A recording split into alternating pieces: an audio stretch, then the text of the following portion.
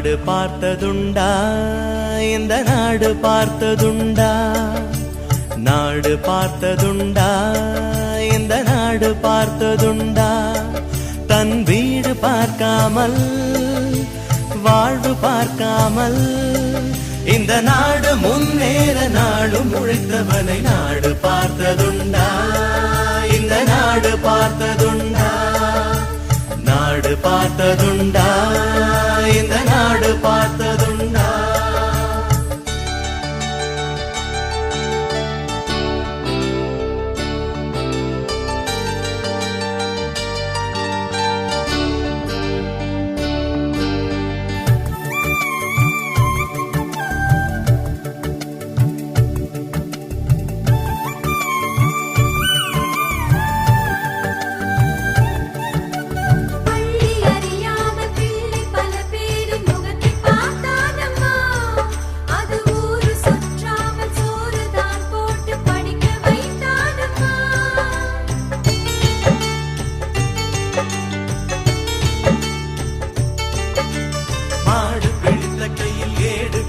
மகராஜனி வந்தானம்மா இந்த ஊரு உலகெங்கும் தேடி பார்த்தாலும் வீடு வந்தானம்மா வலிமை இருந்த போதும் மிக எளிமையோடு இருந்தார் வெள்ளை உள்ளம் கொண்ட எங்க கருப்பு காந்திவனே நாடு பார்த்ததுண்டா இந்த நாடு பார்த்ததுண்டா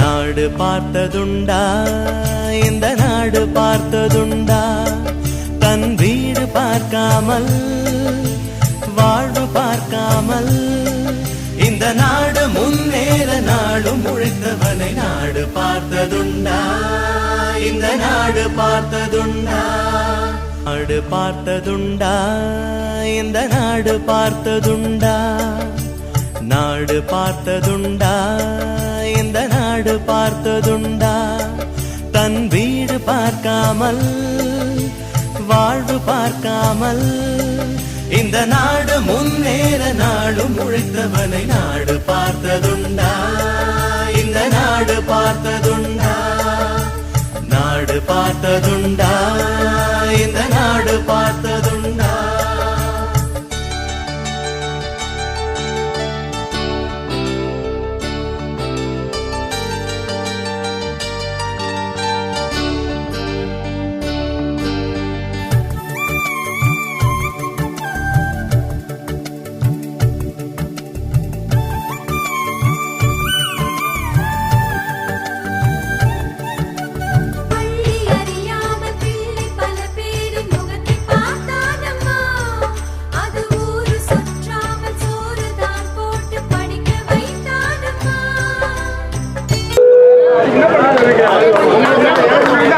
மதிப்பிற்குரிய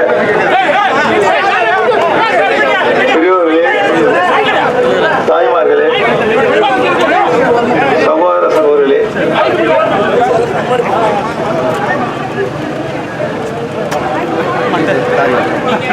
எனது அருமை வாக்காளர் பெருமக்களே,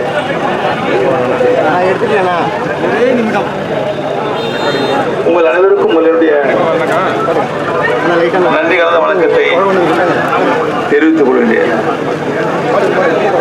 உங்கள் அனைவரையும் 2023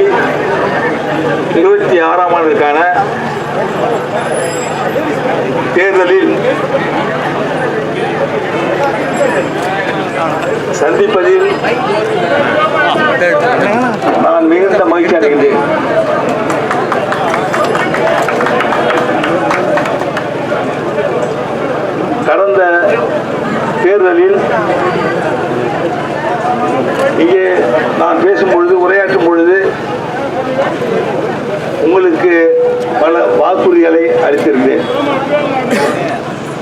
நம்முடைய தட்டாஞ்சாவடி தொகுதி மக்களுக்கு என்னுடைய மனமார்ந்த நன்றியை நான் தெரிவித்துக் கொள்கின்றேன். இந்த தட்டாஞ்சாவடி தொகுதியிலிருந்து தேர்ந்தெடுக்கப்பட்டு முதல்வராக பொறுப்பேற்று நம்முடைய புதுச்சேரி மாநில வளர்ச்சிக்காகவும் புதுச்சேரி மாநில மக்களுடைய நலனுக்காகவும் பாடுபடுகின்ற ஒரு வாய்ப்பினை கொடுத்ததற்கு என்னுடைய மனமார்ந்த நன்றியை நான் மீண்டும் தெரிவித்துக் கொள்கிறேன். என்ன சொந்த தொகுதி தட்டாஞ்சாவடி தொகுதி, இதில் அடிக்கடி வரலையே, இந்த பக்கம் வரலையே அப்படிலாம் உள்ள இருக்கணும். நம்முடைய தாய்மார்களுக்கு பெரியவர்களுக்கெல்லாம் கொஞ்சம் வருத்தம் இருந்தாலும் நான் புதுச்சேரியில் இருந்து கொண்டு இங்கேயே இருந்து கொண்டு நம்முடைய புதுச்சேரி மாநில மக்களுக்காக நம்முடைய தொகுதியின் மக்களுக்காக பல திட்டங்களை இந்த 5 ஆண்டு காலத்தில் கொண்டு வந்திருக்கின்றோம் என்று கூறுவதில் நான் மிகுந்த மகிழ்ச்சி அடைகின்றேன். அது உங்களால் தான், நம்முடைய தட்டாஞ்சாவடி மக்களால் தான். நீங்கள் கொடுத்த வாக்குகள், பெற்ற வாக்குகள், அதனுடைய அடிப்படையில் பெற்ற வெற்றி, இந்த வெற்றியின் மூலமாக புதுச்சேரி மாநிலம் முழுவதற்கும் பல திட்டங்களை கொண்டு வந்து வளர்ச்சி செய்ததில் எனக்கு மிகுந்த மகிழ்ச்சி உண்டு. நம்முடைய தொகுதி மக்களுக்கு அந்த பெருமை அனைத்தும் நம்முடைய தொகுதி மக்களுக்கு சேரும் என்பதில் எந்தவித ஐயமும் இல்லை. நான் அடிக்கடி சொல்லுவேன், தட்டாஞ்சாவடி தொகுதி, கதிராமன் தொகுதி, இந்திரநகர் தொகுதி, இந்த 3 தொகுதிகளும் ஒன்றாக இணைந்து ஒரே தொகுதியாக கருதுவது உண்டு அப்படின்னு அடிக்கடி சொல்றது உண்டு. இந்த 3 தொகுதிகளையும் எல்லாம் கலந்து இருக்கும். போது ஒரே தொகுதியாக இருந்த பகுதி எல்லாம் இப்போ கலந்து இருக்கும். அப்ப நான் சொல்லுவேன், இந்த 3 தொகுதி ஒன்றாக இணைத்து நான் சொல்லுவது, பேசுவது வழக்கம். அதனுடைய அடிப்படையில் இன்று மறுபடியும் இந்த சட்டமன்ற தேர்தலை நாம் இங்கே சந்திக்க வந்திருக்கின்றோம். நம்முடைய அகில இந்திய என்ஆர் காங்கிரஸ் பேர் இயக்கத்திற்கு ஒரு பெருமை சேர்க்கின்ற அளவிற்கு மீண்டும் வெற்றியை தந்து நம்முடைய புதுச்சேரி மாநிலத்தினுடைய வளர்ச்சியில் மீதம் இருக்கின்ற பணிகளை செய்வதற்கு ஒரு வாய்ப்பை மீண்டும் வழங்க வேண்டும்.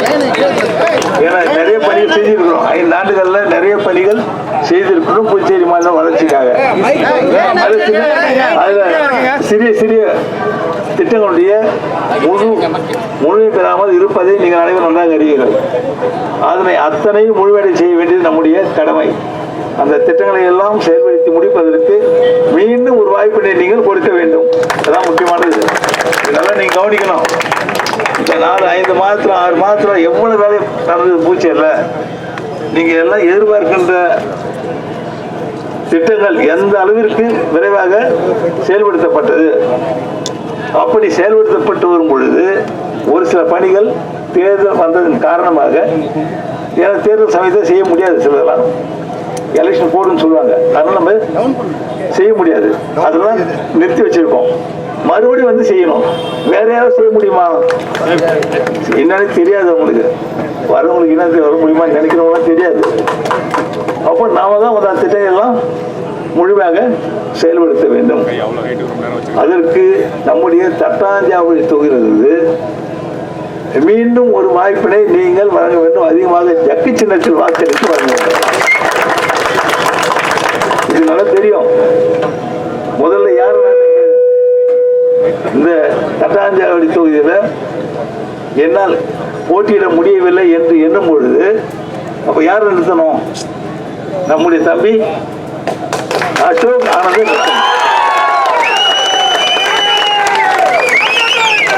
இந்த தொகுதி உன்னுடைய தொகுதி தான், நீ தான் பார்த்து கொள்ள வேண்டும். மக்களுடைய வளர்ச்சிக்கான திட்டங்கள் பணிகளை முழுமையாக செயல்படுத்தி தர வேண்டும் அப்படின்னு சொல்லிட்டு யார் நிறுத்தணும்? முதல்ல நம்முடைய தம்பி அசோக் ஆனந்த். அதன் மூலமாக நம்முடைய மக்கள் அனைவரும், தொகுதியை சார்ந்த மக்கள் அனைவரும் பாராட்டுகின்ற அளவிற்கு அவர் மீது அன்பு வைத்து அந்த பணிகளை எல்லாம் அவர் வருடந்தோறும் செய்து முடித்து கொண்டு வந்தார். நல்லா தெரியும், நல்லா தெரியும். நிறைய பள்ளிக்கூட பிள்ளைகளுக்கு கொடுத்தது, போனது, மருத்துவ வசதி செய்து கொடுத்தது, அரசு கொண்டு வரும் திட்டங்கள்லாம் செயல்படுத்திய முறை, ஒரு சட்டமன்ற உறுப்பினராக எவ்வளவு விரைவாக சட்டமன்றத்தில் கேட்டு, முதல்வரிடம் கேட்டு, அமைச்சரிடம் கேட்டு அந்த பணிகளெல்லாம் செய்து முடித்ததை நீங்கள் அனைவரும் நன்றாக அறிவீர்கள். சில காரணங்களால் அவரால் போட்டியிட முடியவில்லை என்று சொன்னாலும் அந்த தொகுதி மீண்டும் நீங்கள் வைத்துக்கொண்டு அந்த பணிகளெல்லாம் என் மூலமாக நீங்கள் செய்து முடிக்கலாம், என் மூலமாக நீங்கள் செய்து முடிக்கலாம் சொன்னது. நான் இருக்கிறேன், செய்துட்டே இருப்பேன், நீங்கள் இருங்க வாங்க அப்படின்னு சொல்லுங்க. அப்போ மீண்டும் தேர்தலில் போட்டியிட்டு தட்டாஞ்சாவடி தொகுதி முதலில் தொடங்கியது தட்டாஞ்சாவடி அந்த தொகுதியிலே போட்டியிட்டு வெற்றி பெற்று ஒருவர் பொறுப்பேற்று அந்த பணிகள்லாம் செய்து கொண்டு வருகின்றோம். முழுமையான பணிகள். மீண்டும் அவர் வருவார்.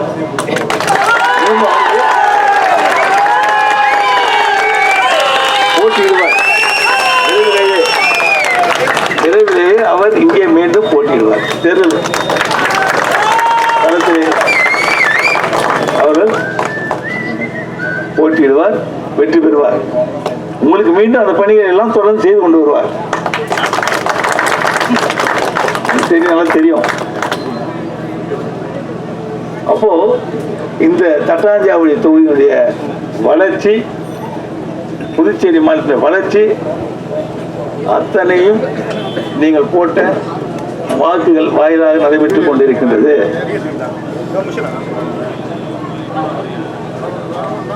இப்போ நீங்க நம்முடைய தேர்தல் சமயம், தேர்தல் விரைவில் வர இருக்கின்றது. அந்த தேர்தல் யாருக்கு வாக்களிக்கலாம், யார் யார் போட்டி போடுறாங்க, யார் யார் எந்தெந்த கட்சியை சார்ந்தவங்க இருக்காங்க, யாருக்கு வாக்களிக்கலாம் ஏன்னா சிந்தித்து நம்ம செயல்பட வேண்டிய கட்டாயம். ஏன்னா 5 ஆண்டு இல்லை, 5 ஆண்டு செயல்படணும், திட்டங்கள்லாம் செயல்படுத்தணும், பல பணிகளை முடிக்கணும், ஏழை எளிய மக்களுக்கான திட்டங்களை எல்லாம் விரைவாக செயல்படுத்த வேண்டும். அப்போ யாருக்கு வாக்களிக்கலாம், யார் வந்தால் சிறப்பாக இருக்கும். கடந்த முறை அவ்வாறு நீங்கள் வாக்களித்தீர்கள். யோசித்து சிந்தித்து நல்ல முறையில் வாக்குகள் அளித்தீர்கள். இதை நீங்கள்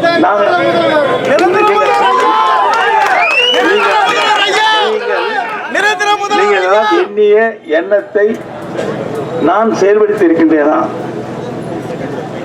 நிறைய ஓட்டு போட்டீங்க, அதெல்லாம் நிறைய ஓட்டு போட்டீங்க. புதுச்சேரி மக்கள்லாம் ஓட்டு போட்டாங்க. நம்முடைய ஐயா காங்கிரஸ் ஜக்கு சேர்த்துக்கு வாக்களித்தீர்கள். நம்ம தேசிய ஜனநாயக கூட்டணி ஆட்சி அமைந்தது. அந்த ஆட்சி மூலம் என்னென்ன செய்தோம்? கடந்த ஆட்சி காங்கிரஸ் திமுக கூட்டணி ஆட்சி இருந்தது. 21 வரைக்கும், 14 21 வரைக்கும் காங்கிரஸ் திமுக கூட்டணி ஆட்சி இருந்தது. அந்த கூட்டணி ஆட்சியில் யாரா இருந்தாங்க? அந்த கூட்டணி ஆட்சியில காங்கிரஸ் எல்லாம் உங்களுக்கு நல்லா தெரியும். அந்த காங்கிரஸ் கட்சியை சார்ந்தவங்க என்ன பண்ணாங்க? ஏன்னா காங்கிரஸ் முதல்வராகத்தான் இருந்து அந்த ஆட்சி நடந்தது. காங்கிரஸ் தலைமையில் தான் அந்த ஆட்சி நடந்தது. அமைச்சர்லாம் இருந்தாங்க. அந்த 5 ஆண்டு காலத்தில் என்ன செய்தாங்க? எதையும் செய்ய முடியாத ஒரு ஆட்சி அந்த ஆட்சி, காங்கிரஸ் திமுக கூட்டணி ஆட்சி. புதுச்சேரி மக்களுக்கான திட்டம் ஏதேனும் ஒன்றை சுட்டி காட்ட முடியுமா? நான் கொண்டு வந்தோம், செய்தோம்? இல்ல. எதையும் செய்ய முடியாத ஒரு ஆட்சி. எத்தனையோ சொல்லலாம். 5 தீர்மானத்தை பின்னுக்கு தள்ளியதுதான். ஒரு 20 ஆண்டு 15 ஆண்டு 20 ஆண்டு பின்னுக்கு தள்ளியதுதான் அவருடைய ஆட்சி. அப்ப அந்த ஆட்சி யாருக்கு? இங்க வந்து கேட்கறாங்களா, புதுசா வந்திருக்காங்கல்ல, காங்கிரஸ் கட்சியாரோ வாக்குகள் சேகரித்து கொண்டிருக்கின்றார்கள், வருகின்றார்கள். லோக்சபாவுக்கு பாராளுமன்றத்துக்கு அனுப்பி வைத்தவர் இடையிலே அங்கிருந்து இங்க வந்திருக்காரு. இங்க இருக்கும்போது என்ன செஞ்சாங்க? இங்க இருக்கும்போது 5 ஆண்டுகள்ல என்ன செஞ்சாங்க அந்த ஆட்சியில? ஏன்னா காங்கிரஸ்ல வந்து இருக்காரு. அப்போ என்ன செய்தாங்க? கேட்க வேண்டிய கேள்வி. ஒன்றையும் செய்யவில்லை. அந்த நிலை நீடிக்கலாமா? அது போன்ற நிலை இருக்கலாமா புதுச்சேரி மாநிலத்திற்கு? புதுச்சேரி மாநிலத்தை வளர்ச்சி கொண்டு வர வேண்டும் என்று நினைத்துக் கொண்டே செயல்படுகின்ற ஒரு ஆட்சி தான் நமக்கு வேண்டும். புதுச்சேரி மாநிலத்துக்கான நிதியை பெற்று வந்து அதை முழுமையாக செலவிட்டு புதுச்சேரி மாநிலத்தை வளர்ச்சி செய்கின்ற ஒரு ஆட்சி தான் நமக்கு வேண்டும். அந்த ஆட்சி தான் நம்முடைய ஆட்சி, தேசிய ஜனநாயக கூட்டணி ஆட்சி. கடந்த 5 ஆண்டுகள் நம்ம என்னென்ன செஞ்சிருக்கோம்? கடந்த 5 ஆண்டுகள்ல நம்முடைய தேசிய ஜனநாயக கூட்டணி ஆட்சி என்னென்ன செய்தது, எப்படி செய்தது, இந்த 4-5 மாநிலத்தில் எத்தனை திட்டங்களை எல்லாம் செயல்படுத்தியது நீங்க பார்க்கலாம். முதியோர் உதவித்தொகை, ஏழை எளிய மக்களுக்கு, வயதானவர்களுக்கு, முடியாதவர்களுக்கு கொடுக்கப்படுகின்ற முதியோர் உதவித்தொகை. அந்த உதவித்தொகையை ஒரு 5 ரூபாய் கூட அவர்களால் உயர்த்தி கொடுக்க முடியவில்லை. அந்த காங்கிரஸ் திமுக ஆட்சியில் ஒரு 5 ரூபாய் கூட அவர்களால் உயர்த்தி கொடுக்க முடியவில்லை. ஆனால் நம்முடைய ஆட்சியில் தான் நாங்கள் என்ன சொன்னோம்? முதியோர் உதவித்தொகை உடனடியாக உயர்த்தி கொடுப்போம், முடியாதவர்களுக்கான உதவித்தொகையை உயர்த்தி கொடுப்போம், மாற்றுத்திறனாளிகளுக்கான உதவித்தொகையை உயர்த்தி கொடுப்போம் சொன்னோம். செய்தோமா? செய்து முடித்திருக்கின்றோமா? இன்றைக்கு இந்த 5 ஆண்டு காலத்தில் முதலில் ஒரு 500 ரூபாய் எல்லோருக்கும் உயர்த்தி கொடுக்கப்பட்டது. பிறகு இப்பொழுது ஒரு 500 ரூபாய் உயர்த்தி கொடுக்கப்பட்டு இருக்கின்றது. அப்ப 1000 ரூபாய் கொடுத்துருக்கிறோம். 5 ரூபாய் கொடுக்க முடியாம 5 ஆண்டுல, ஆனா 5 ஆண்டு நம்ம 1000 ரூபாய் உயர்த்தி கொடுத்திருக்கிறோம். இந்த முதியோர் உதவித்தொகை நீங்க மற்ற மாநிலம் ஒப்பிட்டு பார்க்கும்போது நம்ம எந்த அளவிற்கு இந்த முதியோர் உதவித்தொகை நம்முடைய மக்களுக்கு பயனுள்ளதாக இருக்கின்றது என்பதை நீங்கள் எண்ணி பார்க்கலாம். பயனுள்ளதாக இருக்கின்றது என்பதை நீங்க எண்ணி பார்க்கலாம்.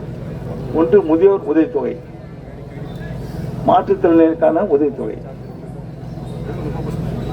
அடுத்து நீங்க அரிசி கொடுப்பீங்களா, நல்லா அரிசி கொடுப்பீங்க, அந்த அரிசி உங்களால் கொடுக்க முடியுமா? அவங்க எல்லாம் யாரும் கொடுக்க, நீங்க கொடுப்பீங்களா அப்படின்னு கேட்டாங்க. காசு போடுற மாதிரி இருக்கா, வாங்கிங்க. இல்லை இல்லை, நீ அரிசியை கொடுன்னு கேட்டாங்க. அந்த அரிசியை கொடுக்க முடியுமா அப்படின்னு அந்த அரிசியை கொடுத்து, இலவச அரிசியை கொடுத்து நம்முடைய ஆட்சி தான், இந்திய தேசிய ஜனநாயக கூட்டணி ஆட்சி தான். 20 கிலோ 10 கிலோ இலவச அரிசி இப்பொழுது வழங்கப்பட்டு வருகின்றது. இதையும் தாண்டி இப்பொழுது 2 கிலோ கோதுமை அதோடு இணை சேர்த்து கொடுக்கப்படுகின்றது. அரிசி கோதுமை இரண்டையும் கொடுக்கின்றோம். இது முதியோர்களுக்கு 2 பேருக்கு முதியோர் உதவி பெறுகின்றவர்களுக்கு இந்த அரிசியும் இந்த கோதுமையும் சாப்பாட்டிற்கு போதாதா? நிச்சயமாக அந்த ஒரு தனி நபருக்கு போதும், நிச்சயமாக போதும். இன்னைக்கு கூட ஒரு சொன்னார் என்கிட்ட பேசும்பொழுது, காலையில் யாரும் பேசியிருந்தார் ஒருத்தர், நீ கொடுக்குற பணத்துல எனக்கு ஒரு 3000 ரூபாய் கிடையாது, எங்கள் வீட்டுக்காரமாக ஒரு 3000 ரூபாய் கிடையாது, 6000 ரூபாய் நீங்கள் அரிசி கொடுக்குறீங்க, 20 அரிசி கொடுக்குறீங்க, 2 கிலோ கோதுமை நீ தான் சொன்னீங்களா? அது நிற்கிறார். அவர் தான் சொன்னார், எங்க நிம்மதியாக சாப்பிட்றேங்கன்னாரு. நிம்மதியாக சாப்பிட்றோன்னாரு. ஏன்னா அவர் யாரும் எதிர்பார்க்க, குடும்பத்தில் யாரும் வீட்டு பிள்ளையோ பெண்ணோ மருமகளோ எப்படி கொடுப்பாங்களோ கொடுவேன், உங்க நீ கூட காசு நிம்மதியாக சாப்பிட்றேங்கன்னாரு. அதுதான் மகிழ்ச்சி, அதுதான் சந்தோஷம். ஒரு ஆட்சியில் இது மாதிரி சொல்றது தான், கேட்கிறது தான் சந்தோஷம். இந்த ஆட்சி அதை செய்து கொண்டிருக்கிறது. முதியோர் உதவித்தொகை உயர்த்தி கொடுத்தது, இலவச அரிசி கோதுமை இவற்றையெல்லாம் உணவு வழங்கப்பட்டு வருகின்றது. இது இல்லாம நீங்க பண்டிகை காலத்தில் என்ன கொடுப்பீங்களா அப்படின்னு கேட்டாங்க. பண்டிகை காலத்தில் கொடுப்பீங்களான்னு கேட்டாங்க. 75,000 ரூபாய் கொடுக்க முடியல. 750 ரூபாய்க்கு பொங்கல் பரிசு கொடுத்தோமா இல்லையா? 750 ரூபாய்க்கு பொங்கல் பொருட்கள் கொடுத்தோம். அதோடு 3000 ரூபாய் கொடுத்தோம். ஒவ்வொரு கணக்கிலும் ஒரே நாள் 3000 போட்டிருக்கோம். ஒவ்வொரு கணக்கிலும் 3000 ரூபாய் பொங்கல் பரிசாக ஒவ்வொருவருடைய கணக்கிலும் 3000 ரூபாய் போடப்பட்டது. வந்ததா இல்லையா? எல்லா குடும்ப அட்டைக்கும் போடப்பட்டது. எல்லா குடும்ப அட்டைக்கும் போடப்பட்டது. துணிகள் வழங்கப்பட்டது, துணிக்கான பணம் போடப்பட்டது. தாழ்த்தப்பட்ட மக்களுடைய துணிகளுக்கான பணம் போடப்பட்டது. எல்லாம் கணக்கில் போய் சேர்ந்துடும். முதியோர் உதவித்தொகை எல்லாம் அறிவித்த மறுநாளே அந்த உயர்த்தி கொடுக்கப்பட்டது சென்றது. ஒரு புதிய திட்டத்தை கொண்டு வந்தோம். எந்த ஒரு நிதி உதவி பெறாத, அரசுடைய உதவிகள் பெறாத குடும்ப தலைவிக்கு 1000 ரூபாய் அப்படின்னு அறிவிச்சோம். அதை கொடுத்தோமா இல்லையா? 61,000 73,000 குடும்ப தலைவிக்கு கொடுக்கப்படுகின்றது. அந்த உதவித்தொகை 1000 ரூபாய் போதுமா அப்படின்னு கேட்டாங்க. 2500 ரூபாய் உயர்த்தி கொடுப்போம்னு சொன்னோம். இப்போ அவங்களுக்கு எவ்வளோ போகுது? 2500 ரூபா அவங்களுக்கு. அந்த 2000 சேர்த்து இப்போ 5000 ரெண்டு மாதம் சேர்த்து 5000 கொடுத்துட்டோம். 5000 கணக்கில் போயிட்டு இப்போ எல்லாருக்கும் அந்த குடும்பங்களுக்கு 5000 குடும்பத்தினுடைய இன்னொன்றையும் கொண்டு வந்தோம். பெண் குழந்தை பிறந்தால் 50,000 வைப்பு நிதி வழங்கப்படும். ஏன்னா பெண் குழந்தை பிறந்தா கஷ்டப்படுவாங்க, சிரமப்படுவாங்க. ஐயோ பெண் குழந்தைக்கு என்ன அது படிக்க வைக்கணும், கல்யாணம் பண்ணும்போது பணம் இருக்குதா இல்லையா அப்படிலாம் யோசனைப்படுவாங்க. அந்த யோசனை கூட வரக்கூடாது அவங்களுக்கு. அப்படி இல்லாமல் 50,000 வைப்பு நிதி வழங்கப்படும் அப்படின்னு சொன்னோம். அந்த 50,000 இப்பொழுது குழந்தைங்களுக்கு வழங்கப்பட்டு வருகிறது. கோடிக்கணக்கான ரூபாய் குழந்தைகள் பெயரில் வைப்பு நிதியாக வைக்கப்பட்டு 18 ஆண்டு வயது முடிந்த பிறகு அவர்களுக்கு சுமார் 3 லட்சம் அளவுக்கு கிடைக்கும். அந்த பணத்தை வைத்து திருமணம் செய்து கொள்ளலாம், பிள்ளைங்க மேலே படிக்க வைக்கலாம். அப்போ அந்த திட்டம் பெண்களுக்கான, பெண் குழந்தைகளுக்கான ஒரு பாதுகாப்பு திட்டம். பெண்களுடைய பாதுகாப்பை உறுதி செய்கின்ற ஒரு அரசு தான் நம்முடைய அரசு. இது மாதிரி எத்தனையோ நலத்திட்டங்கள் நம்முடைய அரசால் எத்தனையோ நலத்திட்டங்கள் செயல்படுத்தப்பட்டு வருகின்றது. நிறைய இருக்கும், நிறைய திட்டங்கள் இருக்குது, வங்கி கணக்கில் சென்றடையுது. இது ஒரு பக்கம் நலத்திட்ட உதவிகளை செய்து வருகின்ற ஒரு சிறந்த அரசு. இந்தியாவிலே முதல் மாநிலம் நம்முடைய மாநிலம். நலத்திட்ட உதவிகளை செய்து வருவதில் இந்தியாவிலே முதல் மாநிலமாக திகழ்ந்தது நம்முடைய ஆட்சி, நம்முடைய மாநிலம். அது நம்ம பெருமையிலே நம்முடைய பெரிய பெரிய பெருமை. ஒரு சிறிய மாநிலம் இந்தியாவிலே முதல் மாநிலமாக நலத்திட்ட உதவி வந்து கொண்டிருக்கின்றது. இது நான் சொல்ல, மத்திய அரசு சொல்றாங்க. மத்திய அரசு கூறுகின்ற அறிக்கையில சொல்றாங்க. இது மாதிரி எத்தனையோ திட்டங்கள் தாழ்த்தப்பட்ட மக்களுக்கான சிறப்பு கூறு நிதி 16% ஒதுக்கி அந்த தாழ்த்தப்பட்ட இன மக்களுக்காக முழுமையான அனைத்து திட்டங்களையும் இந்த அரசு செயல்படுத்தி வருகின்றது. கல்விக்கு இலவசமாக அதாவது எல்கேஜி படிக்கிறதுலேருந்து எந்த கல்லூரி எங்கே சென்று படித்தாலும் அந்த நிதி உதவி அவர்கள் முழுமையாக கட்டணம் முழுமையாக அரசு முழுமையாக செலுத்தப்பட்டு வருகின்றது. அந்த பிள்ளைகளுக்கு இலவச பேசு எங்கே வேணாலும் படிக்கலாம். அவங்க எந்த பள்ளியில் படிக்கலாம், எந்த கல்லூரி சென்று படித்தாலும் படிக்கலாம். அதே மாதிரி இப்போ மீனவ சமுதாய மக்கள் கொண்டு வந்திருக்கிறோம். மீனவ சமுதாய மக்களுக்கு அதே மாதிரி திட்டத்தை இப்பொழுது அரசு செயல்படுத்தி இருக்கின்றது. சுமார் 126 கோடி ரூபாய் மீனவ சமுதாய மக்களுக்காக நிதி ஒதுக்கி அரசு செலவிட்டு வருகின்றது. பல திட்டங்களை செய்து வருகின்றது. அவர்களுக்காக பல திட்டங்களை இந்த அரசு செயல்படுத்தி வருகின்றது. அடுத்து கல்வீடு கட்டுகின்ற திட்டம். அவங்களாம் 2 லட்சம் கூட நம்ம ஆரம்பிச்ச 40,000 ரூபாயிலிருந்து 2 லட்சம் வரைக்கும் ஆரம்பித்தோம். அதை கூட அவங்களால கொடுக்க முடியல.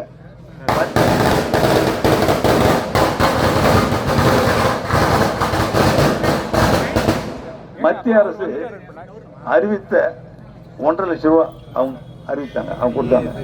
அதோட 50,000 போட்டு 2 லட்சம் நாங்க. அதே ஒழுங்கா கொடுத்தாங்களா? காமராஜர் ஒழுங்கா செயல்படுத்தினாங்களா? செயல்படுத்தல. ஆனா நம்முடைய அரசு வந்த பிறகு அந்த 2 லட்சம் மத்திய அரசு கொடுக்கின்ற பணத்தையும் நம்முடைய காமராஜ் திட்டத்தில் உள்ள பணத்தையும் சேர்த்து இப்போ 5 லட்சம் கொடுக்கிறோம். வீடு கட்டுவதற்கு மானியம் 5 லட்சம் வழங்கப்படுகின்றது. தாழ்த்தப்பட்ட மக்களுக்கு இப்போ 7 லட்சம் ரூபாய் வழங்கப்படுகின்றது. பாருங்க, வீடு கட்டுறதுக்கு எவ்வளவு ரூபாய் உயர்த்தி கொடுத்துருக்குறோம். ஏன்னா ஆரம்பிக்கும் பொழுது அவருக்கு போதுமான பணம் இருந்தால் தான் அந்த வீடை கட்ட முடியும்.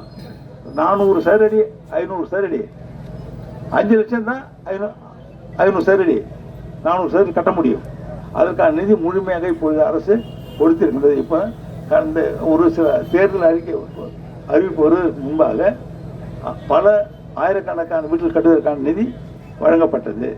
இலவச மனைப்பட்டா வழங்கப்பட்டது நம்முடைய அரசால். அது மாதிரி நம்முடைய அரசு திட்டங்களை எல்லாம், புதுச்சேரி மாநில வளர்ச்சிக்கான திட்டங்களை எல்லாம் இந்த அரசு சிறப்பாக செயல்படுத்தி வருகின்றது. கல்விக்கான உதவித்தொகை, கல்லூரி படிக்கின்ற பிள்ளைகளுக்கு கல்விக்கான உதவித்தொகை அந்த அரசால் வழங்கப்பட்டதா? வழங்க முடியல. ஆனால் நம்முடைய அரசு உடனடியாக வந்த பிறகு 27 கோடி ரூபாய் ஒதுக்கி கல்லூரியில் படிக்கின்ற, தனியார் கல்லூரி படிக்கின்ற பிள்ளைகளுக்கான அந்த கட்டணத்தை அரசு மூலமாக தேர்வு செய்ய அனுப்பப்பட்ட பிள்ளைகள் படிக்கின்ற அந்த கல்விக்கான கட்டணத்தை இப்போது 27 கோடி ரூபாய் ஒதுக்கி முழுமையாக கட்டி இருக்கின்றது. கல்விக்கான உதவித்தொகை, பிள்ளைகளுக்கான உதவித்தொகை, புத்தகப்பை, புத்தகம் இப்போ கூட போட்டோம் 500 ரூபா 500 காலணி வாங்க முடியலன்னாங்க. அந்த செருப்பு வாங்க முடியலன்னு சொன்னாங்க. வாங்கி கொடு காலதான் வாங்கினா 500 உடனடியாக அவங்க வங்கியில் போட்டோம். பிள்ளைகளுடைய பெற்றோருடைய கணக்கில் உள்ள வங்கி 500 உடனடியாக போடப்பட்டது. இப்போ பைகளை வாங்கி வச்சிருக்காங்க. அந்த பைகள் இப்பொழுது கொடுக்கப்படும். தேர்தல் முடிந்த பிறகு கொடுக்கப்படும். இது மாதிரி எத்தனையோ திட்டங்கள் நம்முடைய அரசு செயல்படுத்தி வருகின்றது. விவசாயத்துறையில், வேளாண் துறையில் விவசாயிகளுக்கான திட்டங்கள் அத்தனை முழுமையாக செய்து முடித்த அரசு நம்முடைய அரசு. விவசாயிகளுக்கான அத்தனை திட்டங்களை செய்து முடித்த அரசு நம்முடைய அரசு. கூட்டுறவு சர்க்கரை ஆலை வேலை செஞ்சாங்க. இப்போ சர்க்கரை நடக்கல. இருந்தாலும் அவருடைய சம்பள பாக்கி எல்லாம் தேவைன்னு கேட்டிருந்தாங்க. அதற்கு 27 கோடி ரூபாய் ஒதுக்கி அவருக்கு அனைவருக்கும் அந்த சம்பள தொகை கொடுக்கப்பட்டு விட்டது. மீண்டும் சர்க்கரை ஆலை திறப்பதற்கு நடவடிக்கை அரசு எடுத்து வருகின்றது. அதற்கான திட்டமிட்டு இருக்கின்றது. இந்த தேர்தல் முடிந்த பிறகு அதுக்கான பணிகள் தொடங்கப்படும். இப்போ எத்தனையோ இது மாதிரி எத்தனையோ பணிகளை நம்முடைய அரசு செயல்படுத்தி இருக்கின்றது. சுற்றுலாவை மேம்படுத்துவதற்கான திட்டங்கள், சுற்றுலா இப்படி பார்க்கலாம். புதுச்சேரியில் எந்த அளவுக்கு சுற்றுலா பயணிகள் வெள்ளிக்கிழமை சனிக்கிழமை நாட்டிலும் வராங்க. சுற்றுலா பயணிகளுடைய வருகை அதிகரித்து கொண்டே இருக்கிறது. அதுக்கான வசதியை செய்து தர வேண்டும் என்பதற்காக பல பணிகள் இப்பொழுது நடந்து கொண்டிருக்கின்றது. புதிதாக கழிவறைகள் கட்டுதல், சாலைகள் அழகாக அமைத்தல், மின் தெருவிளக்குகளை சரியான நிலையில் அழகான தெருவிளக்குகள் போடுதல். அந்த எப்படி இருந்து நம்ம ஆட்சி பொறுப்பேற்கும் பொழுது எல்லா சாலைகளும் மிக மிக மோசமா இருந்தது. மோடு பள்ளம் இல்லாம போக முடியும், பள்ளத்தில் தான் விழுந்து போகணும். ஆனால் நம்முடைய அரசு வந்த பிறகு அந்த சாலைகள் எல்லாம் மேம்படுத்தியது. புதிதாக சாலைகள் போட்டது. மறுபடியும் 2ஆம் முறை அந்த சாலைகளை மேம்படுத்தி கொண்டு வருகின்றோம். சுமார் 3000 கோடிகளுக்கு மேலாக பொதுத்துறை மூலமாக நம்முடைய பணிகள், மேம்பாட்டு பணிகள், உள்கட்டமைப்பு வசதி மேம்படுத்துகின்ற பணிகள் நடந்து கொண்டிருக்கின்றது. 3000 கோடிக்கு மேல. அப்போ அங்க நம்முடைய உள்துறை அமைச்சர் இருக்காருல்ல, அவர் அப்போ உள்ளாட்சித்துறை அமைச்சராக இருந்தாரு. அப்ப கேட்டேன், எங்க ரோடெல்லாம் மோசமாக இருக்குதுப்பா, பணம் கொடுக்கூடாது, ரோடெல்லாம் போடுங்க அப்படின்னு சொன்னோம். எங்க ஒரு 5000 கொடுக்க மாட்டாரு, கையெழுத்து போட மாட்டாரு முதலமைச்சர். நான் என்ன பண்றது அப்படின்னாரு. என்ன பண்றதுன்னு கேட்டாரு. இன்னைக்கு 300 கோடி ரூபாய்க்கு மேல ஒவ்வொரு தொகுதி கொடுத்துருக்கோம். வளர்ச்சிக்காக ஒவ்வொரு தொகுதிக்கும் 300 கோடி ரூபாய்க்கு மேல ஒதுக்கி கொடுக்கப்பட்டிருந்து பணிகள் நடந்து கொண்டிருக்கின்றது. சாலைகளை மேம்படுத்தி வராங்க. நிறைய கட்டுமான பணிகள் நடந்து கொண்டிருக்கின்றது. 300 கோடிக்கு மேல. பொதுவாக பொதுப்பணித்துறை 3000 கோடிக்கு மேல. உள்ளாட்சித்துறை தொகுதிக்கு 300 கோடி மேல பணிகள் நடந்து கொண்டு இருக்கின்றது. அது மாதிரி உள்கட்டமைப்பு மேம்படுத்த ஒரு மாநில வளர்ச்சி எங்க பார்க்க முடியும்னா உள்கட்டமைப்பு மேம்படுத்தி தான் பார்க்க முடியும். நல்ல சாலைகள், கட்டிடங்கள், வசதிகள், இதெல்லாம் கழிப்பிட வசதி இதெல்லாம் பண்ணி கொடுத்தாதான் உள்கட்டமைப்பு மேம்படுத்த முடியும். நல்லா இருக்கும். புதுச்சேரி மாதிரி நல்லா இருக்கும் சொல்லுவாங்க. அதே மாதிரி விளையாட்டுக்கான ஒரு துறையை தனியாக விளையாட்டுத்துறை தொடங்கப்பட்டு அதன் மூலமாக பதக்கம் பெற்ற வீரர்களுக்கான நிதி உதவி வழங்கப்பட்டது. இன்னும் மேலும் நிதி உதவி கொடுக்கப்பட்டிருக்கிறது. பிறகு அவர்களுக்கு வழங்கப்படும். ஒவ்வொரு கிராமங்கள் தோறும், ஒவ்வொரு தொகுதி வாரியாக கிராமங்கள் தோறும் உள் விளையாட்டு அரங்கம், விளையாட்டு திட்டங்கள் அமைப்பதற்கு சுமார் 200 கோடி ரூபாய் நிதி மத்திய அரசு பெறப்பட்டு பணிகள்லாம் நடந்து கொண்டு இருக்கின்றது. பல இடங்கள் உள் விளையாட்டுகள் கட்டப்பட்டு இருக்கின்றது. நம்மகிட்ட ஒன்று உண்டு, புதுச்சேரி மாநிலம் மட்டும் வளர்ச்சி அடைகின்றது தான் அக்கறை. எதிர்கட்சி தொகுதி, அந்த தொகுதி நம்ம வேண்டிய தொகுதி, இந்த சட்டமன்றம் வேண்டியது அப்படி பார்க்கிற அரசு இந்த அரசு இல்லை. யாரையும் வித்தியாசம் பார்க்கிற அரசு இல்லை நம்முடைய அரசு. புதுச்சேரி மாநிலம் முழுவதும் பெரிய முன்னேற்றம் காண வேண்டும். எல்லா இடங்களும் எல்லா வசதியும் இருக்கணும். அது எந்த சட்டமன்ற உறுப்பினர், திமுக சட்டமன்ற உறுப்பினரும் அது காங்கிரஸ் சட்டமன்ற உறுப்பினரும், அரசு மாநில வளர்ச்சி கொண்டு வர வேண்டும் என்ற எண்ணத்தில் செயல்படுகின்ற ஒரு அரசு. அதற்காக எல்லா தொகுதிகளுக்கும் நிதியை ஒதுக்கி எல்லா பணிகளும், எல்லா மேம்பாட்டு பணிகளும் நடந்து கொண்டிருக்கின்றது. அவங்களே சொல்லுவாங்க, நீங்க வந்தாதான் நடக்குது அப்படின்வாங்க. இதுல வில்லூர் பார்க்கறது கிடையாது, காலாப்பட்டினம் பார்க்கறது கிடையாது, பாகூர் கிடையாது. எல்லா தொகுதியுடைய முன்னேற்ற பணிகளும் நடந்து கொண்டு வருகின்றது. அப்ப இந்த அரசு நல்ல அரசா இல்லையா? நம்முடைய அரசு தேசிய ஜனநாயக கூட்டணி அரசு நல்ல அரசா இல்லையா? நல்ல அரசு. எத்தனையோ திட்டங்கள், கல்விக்கான திட்டங்கள், வேலை வாய்ப்பு, இது மிக மிக முக்கியமானது. படித்த பிள்ளைங்கள்லாம் வேலை இல்லை, வேலை அரசாங்கத்தில் பணிகள்லாம் எடுக்கலை, நிறைய துறையில் பணிகள்லாம் காலியாக இருந்தாலும் படிச்சுட்டு சும்மா இருக்க வயசு ஆகிட்டே இருக்குது அப்படின்னாங்க. அப்போ சொன்னோம், வாக்குறுதி கொடுத்தோம், நாங்கள் வந்தால் உங்களுக்கு இருக்கிற காலி பணியிடங்கள் எல்லாம் நிரப்புவோம் அப்படின்னு சொன்னோம். நிரப்பியிருக்கோமா இல்லையா? 5000 பணியிடங்களுக்கு மேலே அரசு பணியிடங்கள், நிரந்தர பணியிடங்கள், ரெகுலர் சொல்லுவாங்க, ரெகுலர் எல்டிசி, யூடிசி, அசிஸ்டன்ட், இடைநிலை ஆசிரியர், டிஜிட்டு சொல்லுவாங்க, அந்த ஆசிரியர்கள். காவல்துறையில் இப்போ எஸ்ஐ எடுத்துட்டோம், அதெல்லாம் எடுக்காம 70 பேர், அதையும் எடுத்துட்டோம். முதல்ல ஒரு 900 பேருக்கு எடுத்துருந்தோம். ஹோம்கார்ட்ஸ் எடுத்தோம், பிசி எடுத்தோம், ஹோம்கார்டு எடுத்தோம், எஸ்ஐயும் எடுத்தோம். ஏறக்குறைய ஒரு 2000 பேர்களுக்கு அந்த காவல்துறையில் பணியிடங்கள் நிரப்பப்பட்டு இருக்கின்றது. இவங்க எல்லா துறையிலும் உள்ள பணியிடங்களும் நிரப்பப்பட்டு வருகின்றது. சுகாதாரத்துறையில் நர்சிங் ஆஃபீஸர்ஸ், அது செவிலியர்கள் எவ்வளோ, முதல்ல ஒரு 226 பேர், அப்புறம் ஒரு 250 பேர், இப்போ ஒரு 100 பேர். பாருங்க, அந்த பசங்கள்லாம் படிச்சுட்டு பிள்ளைங்கள்லாம் எங்களுக்கு வயசாகிடுது, எடுப்பீங்களோ எடுக்க மாட்டீங்களோ கேட்டுகிட்டே இருப்பாங்க. இன்னைக்கு அத்தனை பணியிடங்களையும் செவிலியர் பணியிடங்கள், மருத்துவ அதிகாரிகள் இதெல்லாம் நிரப்பிக்கொண்டே இருக்கின்றோம். அப்போ எல்லா துறையில் உள்ள பணியிடம் நிரப்ப வேண்டும் என்பதுதான் நம்முடைய அரசுடைய எண்ணம். அப்போதான் அப்படி அரசு பணியிடங்களை நிரப்பினால் நிர்வாகம் சரியாக செயல்படும், மக்களுக்கான வேலைகள் விரைவாக நடைபெறும். அதிகாரி இருந்தாலும் செய்ய முடியும். அதிகாரிகள்லாம் யார் 10 பேர் இருக்க வேண்டிய இடத்துல 2 பேர் இருந்தால் எப்படி வேலை நடக்கும்? இப்போ ரெவன்யூ கர்னல்லாம் இருந்தாங்க, இல்லை ஆள் இல்லை, விஏஓ இல்லை, அப்படிலாம் ஒரே குறை, டெப்டி கலெக்டர் இல்லை. இப்போ அது எல்லாத்தையும் நிரப்பிட்டோம். இப்போ சர்டிஃபிகேட் வாங்க போகணுன்னா உடனே கிடைக்குது, பார்க்குறாங்க, வந்து பார்க்குறாங்க, உடனே கொடுக்குறாங்க. இது மாதிரி எல்லா துறையில் உள்ள காலி பணியிடங்கள் சுமார் 5000 பேருக்கு மேலே இளைஞர்களுக்கு வேலையை கொடுத்திருக்கிறது நம்முடைய அரசு. எத்தனையோ பதவி, எல்லா துறையிலும் உள்ள பதவி உயர்வுகள், வேலை செய்ய பார்ப்போம், 5 வருஷம் எங்களுக்கு உண்மை கொடுக்குற ஒரு ப்ரொமோஷன் கிடைக்கலன்னுவாங்க. இந்த அரசு வந்த பிறகு எல்லா துறையிலும் உள்ள ப்ரொமோஷன், அந்த பதவி உயர்வை கொடுத்திருக்கின்றது, நிரப்பி இருக்கின்றது. அப்போ அரசு நிர்வாகத்தில் நம்முடைய அரசு மிகுந்த கவனம் செலுத்தி அரசு ஊழியர்களுக்கான அந்த பதவி உயர்வு, நிரப்பு, பணியிடங்கள் நிரப்புதல் இவற்றையெல்லாம் அரசு செய்திருக்கின்றது. இப்பெல்லாம் 7th பேரியர்ஸ் கேட்டுங்கிறாங்க, 7th பேரியர்ஸ் கேட்டுனாங்க முடிய போகிற நேரம். இப்போ நம்ம தேர்தல் சந்திக்க வந்துட்டோம். இந்த அரசு போன பிறகு அதையும் செய்து கொடுத்துருவோம். அந்த 7th பேரியர்ஸ் கேட்குறாங்களே, அதையும் செய்து கொடுத்துருவோம். அங்கன்வாடி ஊழியர் நிரப்ப இருக்கின்றோம். அங்கன்வாடி ஊழியர் நிரப்பதற்கு தயாரான நிலையில் இருக்கின்றது.